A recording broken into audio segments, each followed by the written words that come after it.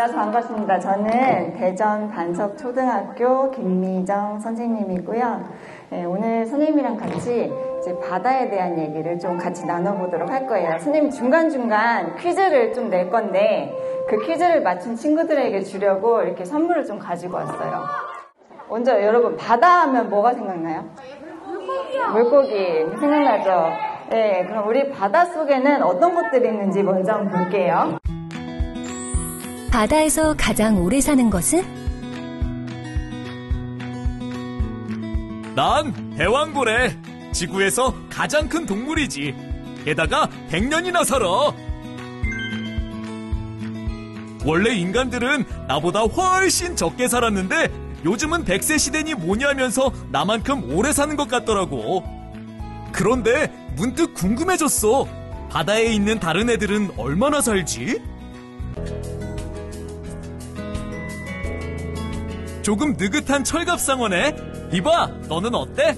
난 인간들이 아주 좋아하는 철갑상어 캐비어라고 들어봤지? 난 인간들한테 잡히지만 않으면 50년까지 살아.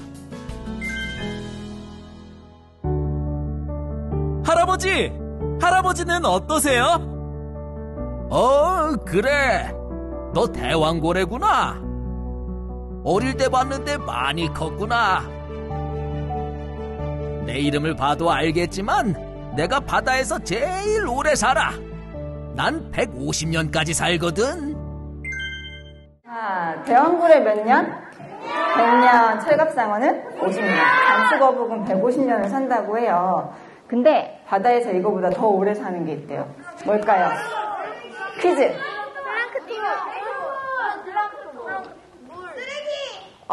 예, 쓰레기 중에서도 네, 맞췄습니다. 이따가 상품 받아가세요. 예, 그렇다면 플라스틱의 수명은 몇 년일까요? 거기 하늘색 친구? 1000년. 몇 년이요? 500년 맞췄습니다. 이때 상품 받아가세요. 네, 한번 확인해 볼게요. 장수거북 할아버지? 전 지금 나이는 47세지만 앞으로 453년은 더 살 수 있어요. 전 500년 동안 살거든요. 제가 제일 오래 살아요.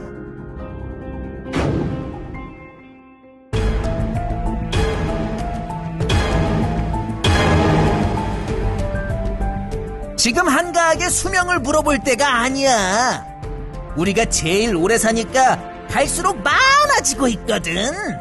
그만큼 너희들은 점점 살 것이 없어질 거야.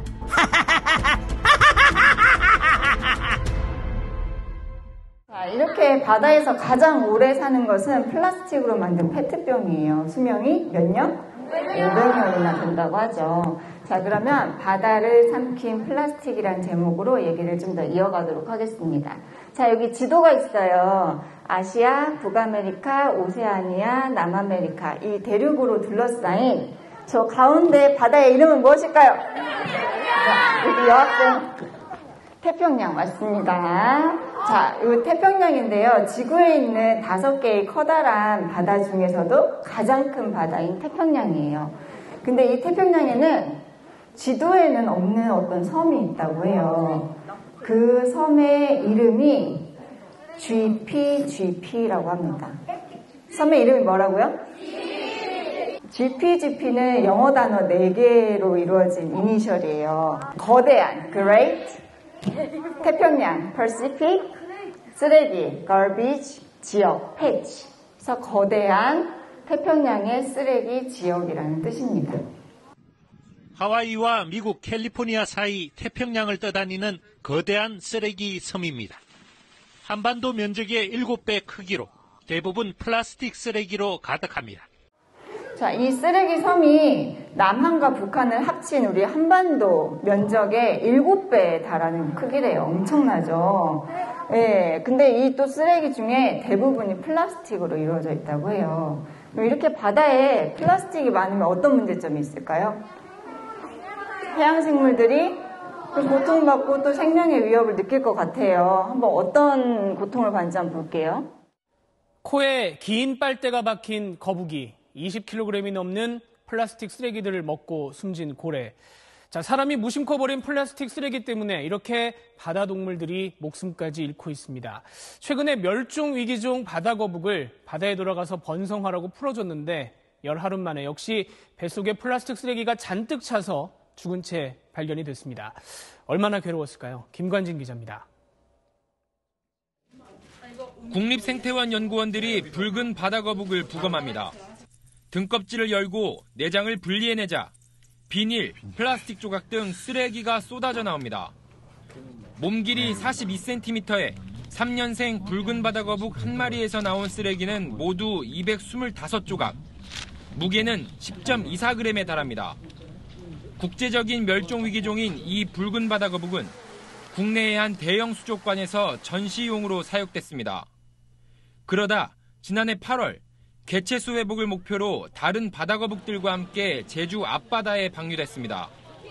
연구진은 위치 추적기와 개체 인식표를 바다거북 등껍질에 부착해 방류 이후 움직임을 확인해 왔는데 제주 앞바다에서 출발한 바다거북이 부산 연안에 이르러 움직임이 멈췄고 결국 방류 11일 만에 플라스틱 쓰레기를 잔뜩 먹고 폐사한 상태로 발견된 겁니다. 바다거북은 삼킨 먹이가 역류하지 않도록 식도 안에 돌기가 발달해 있어 플라스틱 쓰레기를 삼키면 뱉을 수 없습니다. 연구진이 최근 2년간 죽은 채 발견된 바다거북 38마리를 부검한 결과 20마리의 소화기관에서 플라스틱 쓰레기가 나왔습니다. 쓰레기가 장기를 뚫어가지고 구멍이 생기는 경우에 장천공이 발생하는데 그러면 쓰레기들이 장기 밖으로 나와서 이 복강을 돌아다니면서 염증을 일으키게 되거든요. 갈수록 심각해지는 해양 플라스틱 쓰레기 문제. 플라스틱 사용을 줄이는 등 근본적인 해법을 찾지 않으면 바다거북만이 아니라 인간에게도 큰 위협으로 돌아올 겁니다. SBS 김관진입니다. 자, 마지막에 뭐라고 했냐면 플라스틱을 줄이지 않으면 동물들뿐만 아니라 인간에게도 큰 위협이 될 거라고 했어요. 아까 소개해 주신 선생님께서 얘기해 주셨는데 왜 이게 인간에게까지 위협이 될까요? 지구온난화? 네, 왜요? 네, 맞아요. 그래서 인간을 위협하는 뭐라고요? 미세 플라스틱 많이 들어봤죠? 네, 그게 얼마나 심각한지 한번 보여줄게요.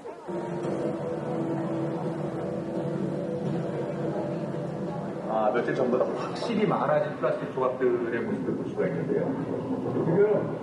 지금 만타 트롤을 이용해서요, 플랑크톤 채집기에 바닷물 속에 들어있는 각종 구조물들, 플라스틱들의 조각들을 모으고 있습니다. 어떤 결과, 어떤 조사 결과가 나올지 궁금했습니다.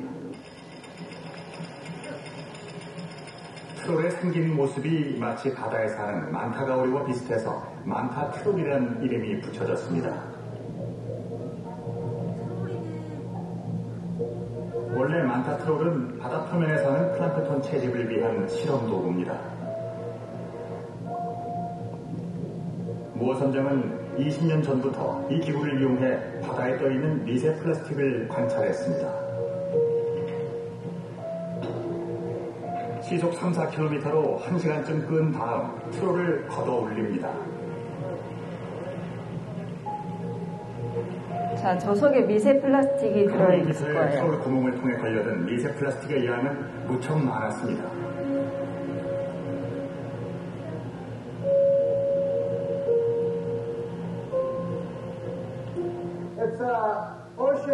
선생님 읽어줄게요. 이게 바다에서 건진 플라스틱입니다. 저는 이걸 플라스틱 수프라고 불러요. 모두 플라스틱 조각들입니다. 바다 생명을 떠받치고 있는 플랑크톤이 차지해야 할 자리를 플라스틱이 점령했습니다.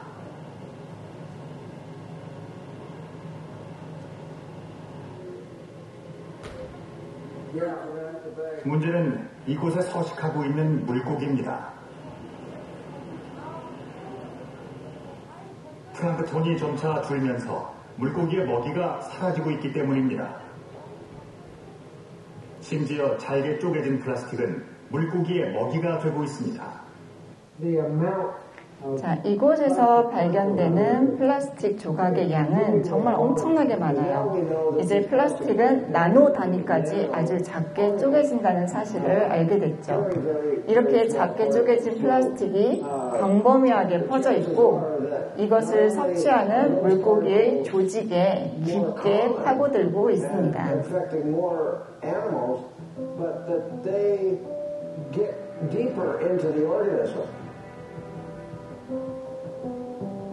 작은 물고기가 점차 줄면서 큰 물고기도 작은 물고기 대신에 플라스틱을 먹이로 택합니다.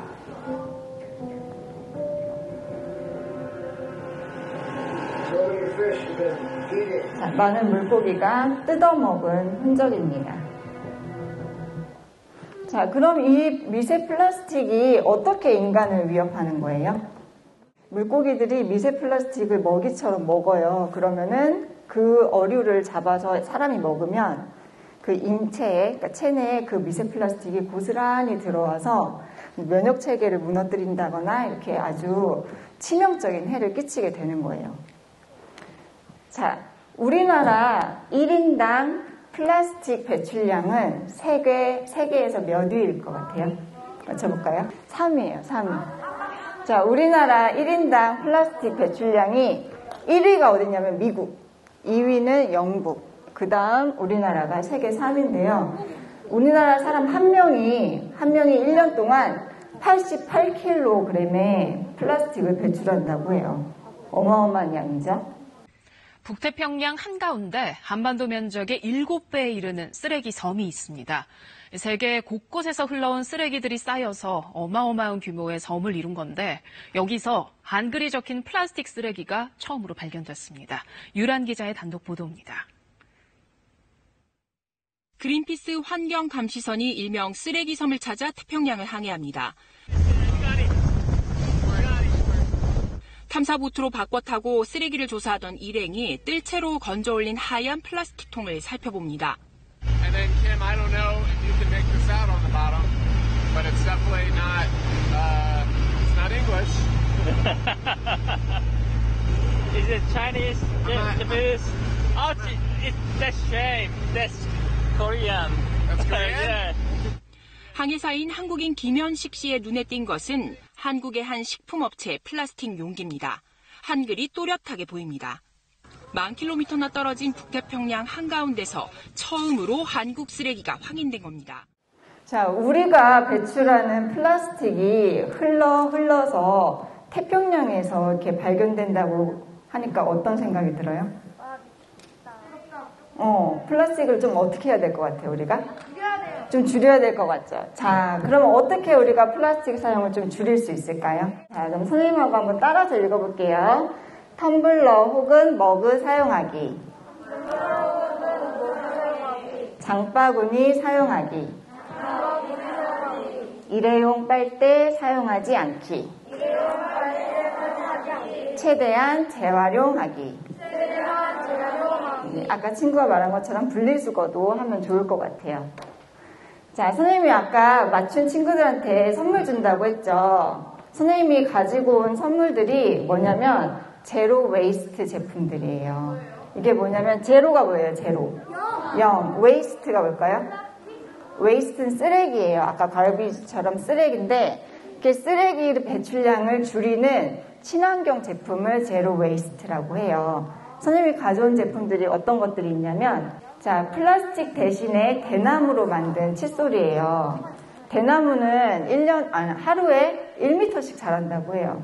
그래서 이제 칫솔로 만들어 사용하기에 좋다고 해요. 그리고 이제 수세미 열매로 만든 천연 수세미와 그걸 찝어서 사용할 수 있는 집게. 그리고 주방 세제를 플라스틱 용기에 담지 않아도 되는 이제 설거지 비누와 또 수세미 열매로 만든 비누 받침입니다. 그리고 미세 플라스틱 걱정이 없는 천연 면으로 만든 샤워볼이에요. 요거는 또 삶아서 사용할 수 있어서 굉장히 위생적이라고 해요. 그리고 여러분들이 좋아할 만한 땡땡쭈도 가지고 왔습니다. 자, 그러면 오늘 선생님이랑 짧은 시간 이렇게 얘기를 좀 해봤는데 그러면 선생님 강연은 여기까지고요. 고맙습니다.